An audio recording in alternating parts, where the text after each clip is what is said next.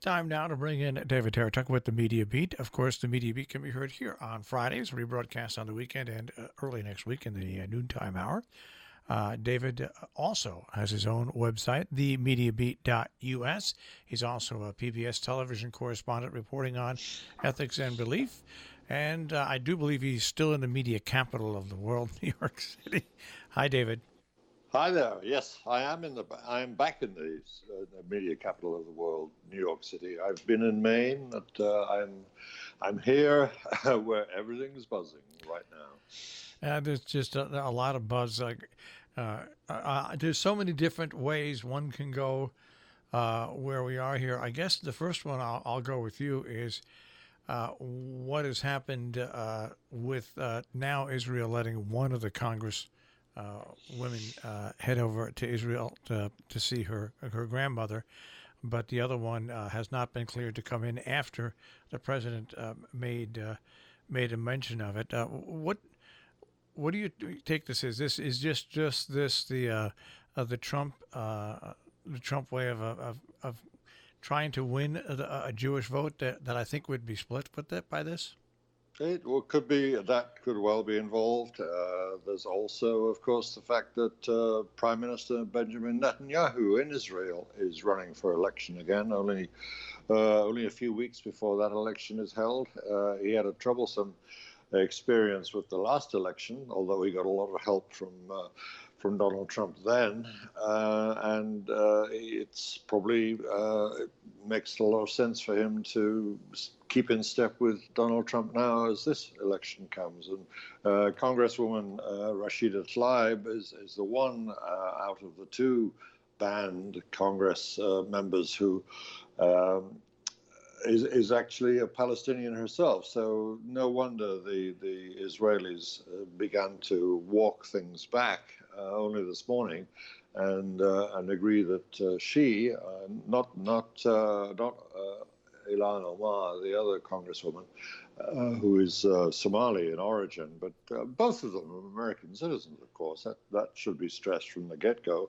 But Rashida Tlaib has an elderly grandmother in the occupied territories of the West Bank, and she's now being allowed to visit her grandmother at the least.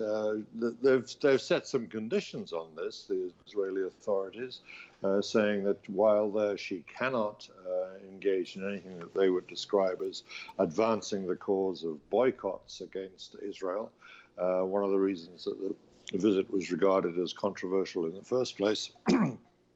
But she's willingly agreeing to those conditions, which upsets an awful lot of pro-Palestinian activists, not surprisingly, because it sets something of a precedent. If Israel is going to be able to set that kind of condition on people coming into their country, in fact, in a way, it's not much of a step for them. There is a law on the statute books in Israel preventing that, of course, happening in Britain, but in Israel. I'm getting my countries mixed up. I've been jumping around so much. But it's clearly an extraordinary example of internal and external policies of countries getting enmeshed together in what looks like a pretty extraordinary case of incidental, a small incident becoming a very greatly symbolic significance on the world scale. Two women making a visit has turned into this major diplomatic affront to many people. And the interesting thing is, and it's, I guess 2020 vision is better, but when you look at this, had they just allowed them to come in, do their thing, and then leave, and then level whatever criticisms they wanted against the two Congress people, and that includes the president, that seems a little more in the tradition of American-Israeli relations than what we've just been through. Oh, sure, yeah, and that's very much, and indeed, people I mean, Israel is an interesting country. It has some very strict rules, and in many ways it can behave in a very draconian fashion, given the divided population within its borders and within the areas that it has claimed as its borders and occupied. But nonetheless, Israel has a democratic tradition in many ways, and has a free press, and you will read in Israeli press much criticism of government policies. However, as I say, it is a statute in the Israeli authorities' list of rules and regulations that you can't advance the cause of boycotting Israel when you visit Israel. But on the other hand, people come and go and make speeches, and no one's ever been arrested before in Israel for making a speech about these issues. And the difference, of course, this time around, as you say, this is a departure from the normal way that relations are conducted internationally between these two countries. Well, the difference, of course, is a White House that has a predilection for instituting bans on people, and it looks like they have have an institutional bias towards making bans against Arab and Muslim people, and perhaps we shouldn't be surprised at the path that this particular incident took. Yeah, it's interesting to look at this week as a whole. I mean, another big story is the Chinese economy. Also, what continues to go on in Hong Kong, and how that eventually will be resolved, because on top of human rights for the people who want more in Hong Kong, it's become more. Oh, than they just, want the existing ones maintained. Yeah, is what they're arguing, and not diminished by takeover by mainland China. In theory, the agreement reached way back in 1997 with the former colonial rulers, Britain. I'm getting the country right this time. Was meant to last until the 2040s, a system whereby Hong Kong would be returned to Chinese rule overall, but there would be, in the classic phrase, one country, two systems. And what's worrying the Hong Kong people, of course, is that the timetable's being hastened considerably. And the complete Chinese takeover is very imminent now. Indeed, each day, the mainland Chinese media are putting out images of Chinese troops massing on the border, which, of course, is heightening the tension with every hour that passes. And then you take that and you mix it in with the trade tensions and what's going on. It's almost like there's a very, very serious game of chess or tic-tac-toe going on here. Yeah, and there are many. There are many issues at stake, but the tensions rising across the board. You're absolutely right, and of course, inevitably, world markets are reacting to this. Very jittery this week, and remember, stock markets and other kinds of markets like commodity markets aren't the entire economy, but they're disturbing signs for the world economy as a whole. There's a slowdown. That's quite clear. It hasn't hit America yet, but there are several signs indicating that we can't be at all complacent about the state of the American economy and the trade war. I think that it's gotten to the point now where I think you have to recognize that it is a trade war going on between the United States and China, the two biggest economies in the world. And of course, that's bound to affect business confidence throughout the world, and inevitably it's going to have its impact on what is still in most ways a fairly ebullient economy here in the United States. And my third question to you is, when will the Russians ever learn? They didn't learn after Chernobyl. They obviously had a horrible accident with their new missile they developed. And once again, they waited till the rest of the world could detect the radiation before they started to let out leaks and little bits and here and there of information about what happened. When you have a nuclear accident, David, as everybody knows, it goes in the air, and sooner or later, it will be. Alarm systems go off in other countries. But the reason it's a matter for the world, yeah. But Hi, the Jill. reason, But the it's reason, a matter for the world, but the Russians. I mean, whether it, I mean, if you go back in history, if it's the Tsars or whether it's the Soviet Communist Party. There is no tradition there of openness, and don't be surprised if they try and keep the lid on these things for as long as they possibly ever can. Absolutely, but this relates to every single thing that the two of you are talking about, and this is something Marshall pointed out to me, and this is why I'm interrupting. And he pointed this out to me on Tuesday. He said, "You realize that the accident took place actually a full couple of weeks ago. The thing that was just starting to dribble out at the sort of mid part of the week before this past one." Sure. And I said, "Huh?" He said, "No, it was the submarine." And in fact, he's absolutely right. The images that we are looking at are really, relatively speaking, ancient in terms of news. And then when you go to, I'm going to do my usual jump around here. When you go to the other stories that you were looking at, which is to say the Hong Kong/China, or the Congresswoman's visit to Israel. Yeah, the thing with the Congresswoman's visit to Israel that I feel obliged to mention is that this entire dance was, this is like a shadow puppet play, because every single element of it has already been reported.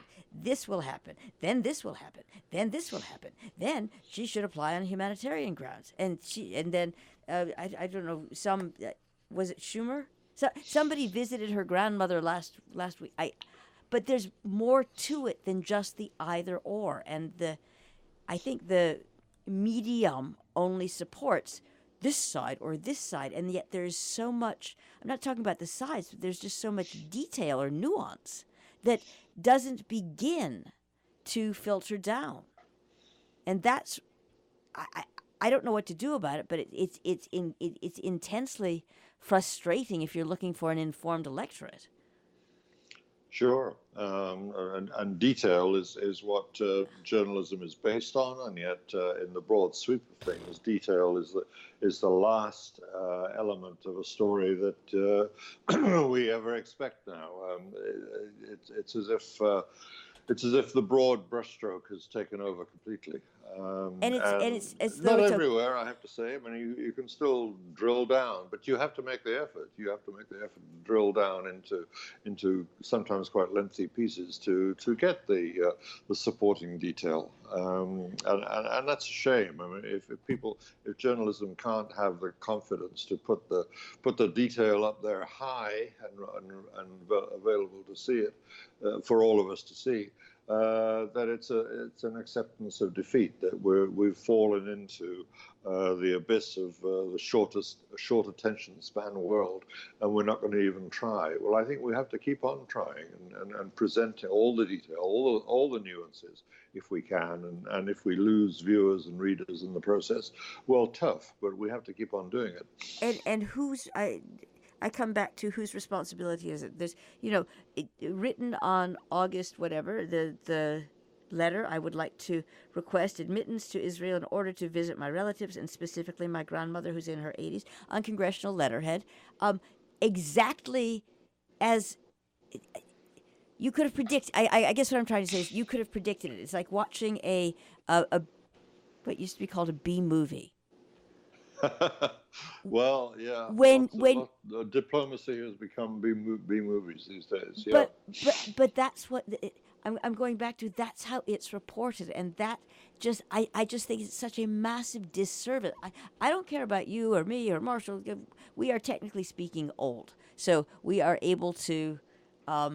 Literally, because we have been taught to read between the lines, or to know that this thing that came out on this, or to question things that is no longer automatic for at least a generation and a half who are being basically unremittingly battered with information that doesn't, it's large bludgeoning of yeah.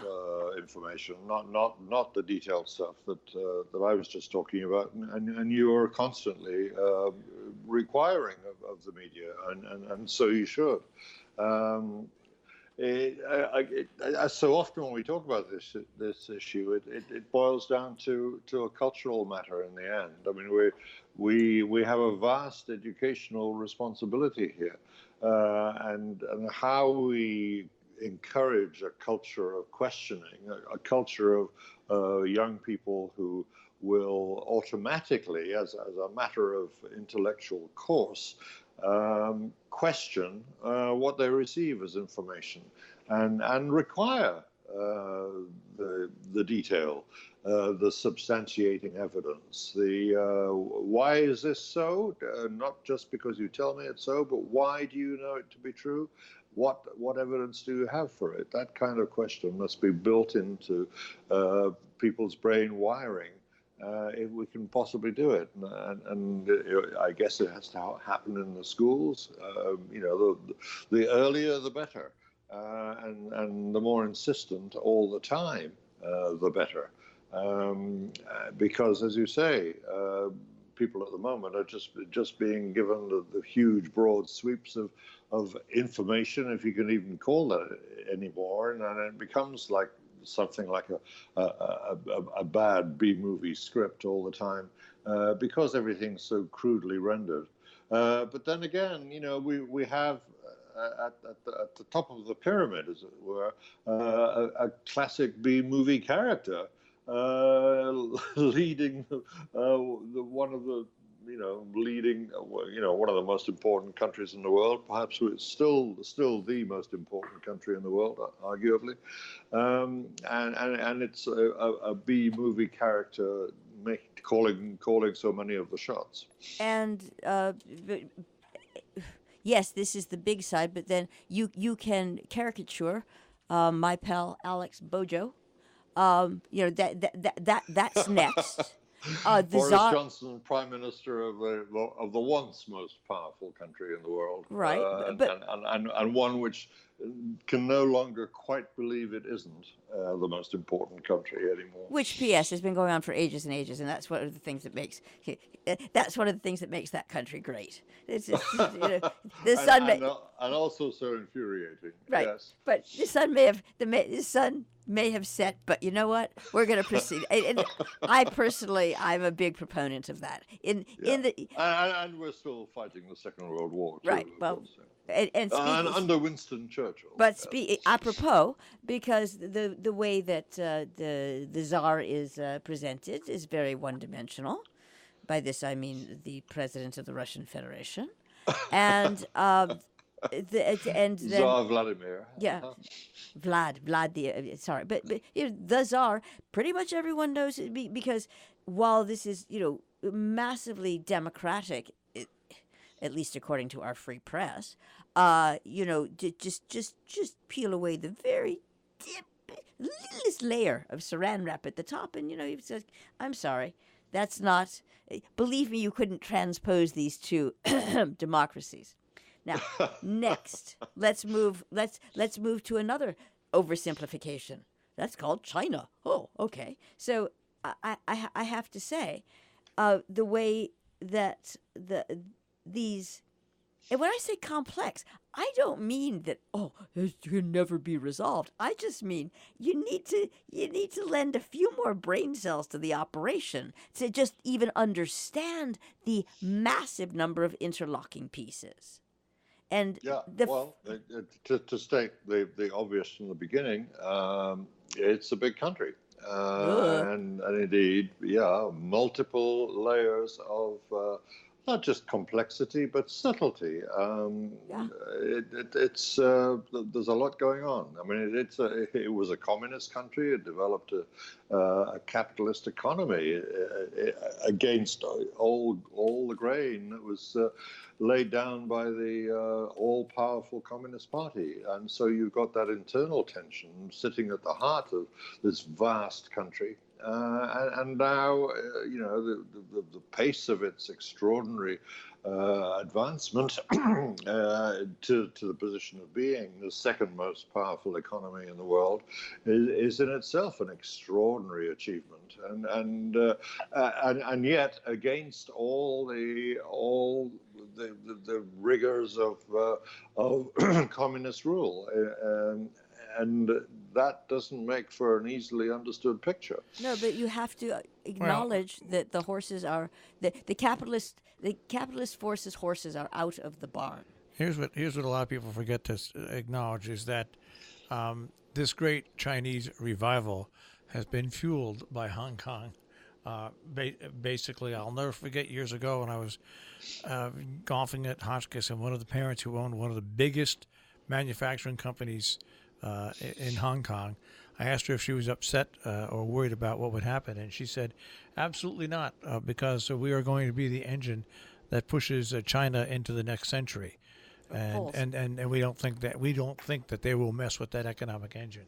And again, the layering is intense. And the layering involved there is that yes, the people with that point of view can be absolutely rigid in their belief of it,